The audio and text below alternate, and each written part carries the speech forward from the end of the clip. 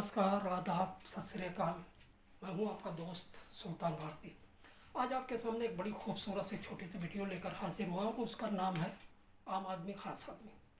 दोस्तों, आपने अपनी ज़िंदगी में ये आम आदमी ये शब्द हज़ार बार सुना होगा, और मान लो आपने टीवी पर नहीं सुना, अखबारों में नहीं सुना, अपने बुद्धिजीवी मित्रों के बीच बैठ कर चर्चा में नहीं सुना, तो चुनाव के वक्त तो सुना ही होगा। क्योंकि तब हर पार्टी, हर उम्मीदवार, सबकी यही कोशिश होती है, सबकी बातों का एक केंद्र बिंदु होता है, एक सेंट्रल आइडिया होता है, एक लक्ष्य होता है, आम आदमी, और उसका विकास किस तरह किया जाए। हर पार्टी चाहती है चुनाव के वक्त कि आम आदमी को सारी बुनियादी सुविधाएं मिले जिसका वो हकदार है, फंडामेंटल राइट्स जिसको कहते हैं। कोई भी उम्मीदवार हो, सब चाहते हैं कि झोपड़ी में स्वर्ग उतार के ला के रख दिया जाए, पानी, बिजली, सड़क, पानी सब कुछ फ्री मुहैया कराया जाए, आम आदमी के बच्चों को बेहतरीन स्कूल मुहैया हो, उसका बेहतर भविष्य हो। लेकिन दुर्भाग्य देखिए, आम आदमी का चुनाव खत्म हो जाता है, सरकारें बदल जाती हैं, निकम्मा विपक्ष जब सत्ता में आता है तो उसकी भी यही कोशिश होती है। इस तरह पंचवर्षीय योजनाएं अपना दौर निकालती हुई गुजर जाती हैं। 50 साल, 60 साल, 70 साल पूरे हो जाते हैं, और आम आदमी वहीं रहता है, जबकि विकास होता रहता है, विकास आगे चला जाता है। हर इलेक्शन में ये है। कौन है आम आदमी जो इतना बदकिस्मत है कि हर पार्टी, हर उम्मीदवार, सारे नेता ये चाहते हैं कि उसका विकास हो, और विकास ही नहीं होता, विकास किसी और का हो जाता है और वो पीछे ही रह जाता है। हर बार सबका साथ, सबका विकास की जगह पर मजदूर पीछे रह जाता है, विकास आगे निकल जाता है, नेता आगे निकल जाता है कौन? क्या है ये आम आदमी? चलिए मैं बताता हूँ। आम आदमी, खास आदमी, दोनों जब पैदा होते हैं तो देखने में एक जैसे होते हैं। इनकी फिजिक्स, इनका जिस्म, इनका शरीर, इनकी काया देखने में एक जैसी होती है। वही 2 हाथ, 2 पैर, एक मुंह, एक नाक, 2 आंखें, 2 कान। लेकिन किस्मत और कुंडली में जमीन आसमान का फर्क होता है। आम आदमी के पास पैदा होने का बहुत बड़ा स्कोप होता है। वो जहाँ चाहे, उसकी पसंद है, वो झाड़ी में पैदा हो जाए, जंगल में पैदा हो जाए, धान के खेत में पैदा हो जाए, गेहूं के खेत के मेड़ पर पैदा हो जाए, नाले के किनारे पैदा हो जाए, चलती हुई ट्रेन के 3rd क्लास के डिब्बे में पैदा हो जाए। और उसकी बदकिस्मत जिंदगी कितना मजबूत, कितना समृद्ध स्टेमिना लेकर आती है, वो देखिए। वो घर के अंदर पैदा है, खेत में पैदा, कहीं भी पैदा है, लेकिन उसकी गर्भनाल काटने के लिए उसकी अपनी कोई पसंद नहीं, कोई चॉइस नहीं है। जो कुछ है आपके पास में स्वागत है। सरौता से काट दो, हंसिया से काट दो, दरांती से काट दो, उस तरह से काट दो, किसी चीज़ से काट दो। कोई ज़रूरी नहीं कि डेटाल, वो कभी भी डेटाल पर, डायपर पर या फिर इंजेक्शन के ऊपर कभी डिपेंड रहा ही नहीं। जो है आपके पास वही स्वागत है उसका। उसके बरक्स आप देखिए, खास आदमी का बच्चा प्राइवेट वार्ड में पैदा होना पसंद करता है, प्राइवेट नर्सिंग होम में पैदा होना पसंद करता है, और सबसे बड़ी उसकी अपनी पसंद ये है कि वो विदेशों में पसंद करता है कि वो विदेशों में पैदा हो, जिससे पैदा होते ही अपने माँ बाप को ग्रीन कार्ड दिला सके। होनहार बिरवान के होठ चीकने पात यहीं से नजर आते हैं। आम आदमी का बच्चा सरकारी स्कूल से उसकी ज़िंदगी का खाता खुलता है।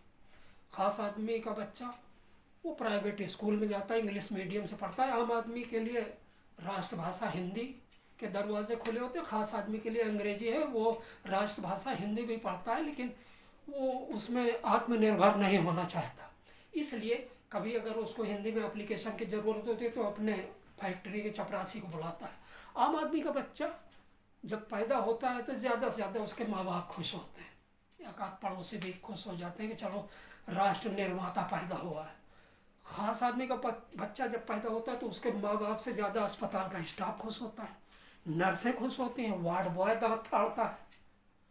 आम आदमी का बच्चा बड़ा होकर मजदूर बनता है, खास आदमी का बच्चा मिल मालिक बनता है। आम आदमी के बच्चे की किस्मत में प्रदूषण आता है, लीक होती हुई गैस का जहर आता है, लोहे का बुरादा फेफड़ों में आता है। इसलिए आम आदमी को बीमारियां भी बड़ी आम किस्म की होती हैं। उसे फाइलेरिया होता है, हाथी पांव होता है, दमा होता है, अस्थमा होता है, टीबी होता है। खास आदमी की बीमारी भी बड़ी इम्पोर्टेंट किस्म की होती है, AIDS, high blood pressure, high sugar, corona, syphilis, gonorrhoea, कुछ और इम्पोर्टेंट ऐसी बीमारियां हैं जिस पर वो गर्व कर सकता है कि अस्पताल में इसका इलाज करोड़ों में होता है। खैर, आम आदमी अरेंज मैरिज करता है हमेशा। आम आदमी अरेंज मैरिज करता है, ख़ास आदमी अरेंज मैरिज नहीं, वो लव मैरिज करता है। आम आदमी एको नारी ब्रह्मचारी का पालन करता है ज़िंदगी भर। उसकी ज़िंदगी और मौत, जीवन मरण के लिए एक ही बीवी काफ़ी है। ख़ास आदमी पर ऐसी कोई बाउंडेशन नहीं होती। वो घर में एक बीवी और बाहर कई वेलेंटाइन होती हैं उसकी ज़िंदगी में बीवी कम, वेलेंटाइन का ज़्यादा महत्व होता है। आम आदमी को नैतिक शिक्षा दी जाती है। सत्यम ब्रूयात, सदा सच बोलना चाहिए। प्रियम ब्रूयात, हमेशा मीठा बोलो, कड़वा मत बोलो। मीठा बोल के भी उसका गुजारा मुश्किल से होता है। ख़ास आदमी के ऊपर इसका कोई बाउंडेशन नहीं होता है। और आम आदमी से ये भी कहा जाता है कि संतोषी बनो। संतोषम परम सुखम बताया जाता है कि उसी में परम सुख है। सारी देसी घी वही मिलती है संतोषम परम सुखम में। ख़ास आदमी इस बाउंडेशन में भी, इस माया मोह के बाउंडेशन में नहीं होता। वो उसकी बहुत बड़ी इच्छा होती है, उसका दायरा बहुत बड़ा होता है। वो फ्लाईओवर, स्टेडियम, सब कुछ समेट लेना चाहता है। कई बैंकों में खाते होते हैं, कई कंपनियां खोलता है जिनका सालाना टर्नओवर हज़ारों करोड़ रुपए का होता है। आम आदमी की बीवी अगर कम कपड़े पहनकर बाहर आती है तो भौजी कही जाती है। किस्मत देखिए। और ख़ास आदमी कमाल है। ख़ास आदमी की बीवी अगर लंगोट पहनकर महफिल में आ जाए तो मॉडल कही जाएगी। आपने देखा ही होगा। आम आदमी वोट देता है, ख़ास आदमी सरकार बनाता है। आम आदमी मालिश करता है। आम आदमी मालिश करता है, ख़ास आदमी मालिश करवाता है। और कभी कभी मालिश करवाने के साथ बलात्कार भी करता है, हत्या तक कर देता है। आम आदमी बड़ा सात्विक जिंदगी, रूखी सूखी खाए के ठंडा पानी पियो। उसकी किस्मत में कुछ, उसका दायरा बहुत बड़ा होता है। वो क्या क्या खाता है। ख़ास आदमी का स्टेमिना इतना मजबूत होता है खाने के मामले में कि वो फ्लाई ओवर, फैक्ट्री और कभी कभी तो मुल्क का एक हिस्सा खा जाता है। आम आदमी बच्चों के बेहतर भविष्य के लिए पेट काट कर किसी तरह से अपना, क्या कहते हैं, बच्चों के लिए पैसा बैंक में जमा करता है। तो ख़ास आदमी पूरा बैंक लपेट कर विजय माल्या हो जाता है। आम आदमी झोपड़ी बनाता है और ख़ास आदमी मुल्क बनाता है, देश बनाता है। उसका दायरा बड़ा होता है। आम आदमी क्रांति लाता है, ये तो है उसका खाते में। ख़ास आदमी कोरोना लाता है। आम आदमी की जिम्मेदारी होती है देश निर्माण के लिए। उसी से देश के निर्माण का पहिया चलता है, विकास का पहिया चलता है। इसलिए जब अर्थव्यवस्था कमज़ोर होती है तो आम आदमी अपनी ज़िंदगी की गाढ़ी कमाई लेकर ठेके के सामने खड़ा होता है ताकि देश की अर्थव्यवस्था मजबूत हो सके। ख़ास आदमी अपना चरित्र, उसको अपने चरित्र की चिंता होती है, इसलिए वो अपना चरित्र मजबूत करने के लिए कुनिका कपूर की पार्टी में जाता है। काल चक्र चल रहा है साथियों। आम आदमी अपने नामालूम गुनाहों से घबराया हुआ तीर्थ यात्रा पर जा रहा है। ख़ास आदमी अपने गुनाहों की पोटली स्विस बैंक में जमा करने के लिए विदेश यात्रा कर रहा है।